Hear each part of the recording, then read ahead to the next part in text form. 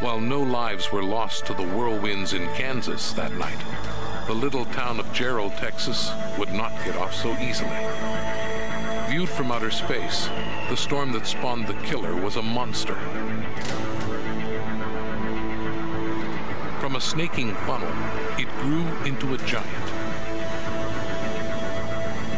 Tornadoes are classified by wind speed and destructive power. The one that hit Jarrell was near the top of the scale, an F5, with winds over 260 miles per hour. In some parts of town, devastation was total. Many residents had a few minutes advance warning, but nowhere to go. Their houses were built on concrete slabs with no storm cellars. The wind simply wiped their homes off the face of the earth. Those who survived the fury of the storm will never forget it. Sounded like the freight train, just like they said. All we saw was a big black cloud twirling, and there was a lot of debris, but it was like we were on the outskirts of it. Definitely very lucky to be alive.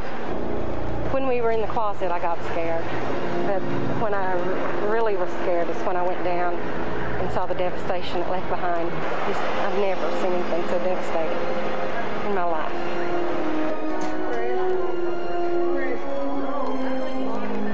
The Red Cross rushed to provide food and comfort for the homeless.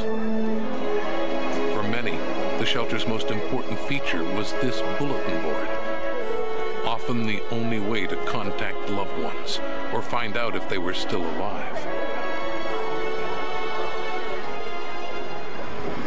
Some survivors would have to wait days before their questions were answered, as rescue workers sorted through the wreckage.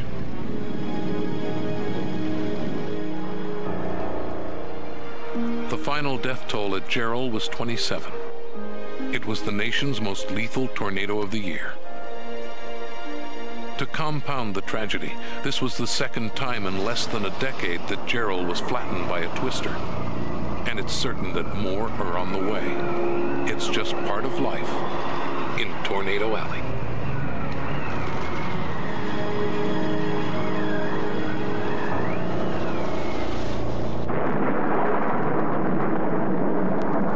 Tornadoes are bad enough, but there's another hazard that can descend from a thunderstorm. And it's even more deadly: lightning.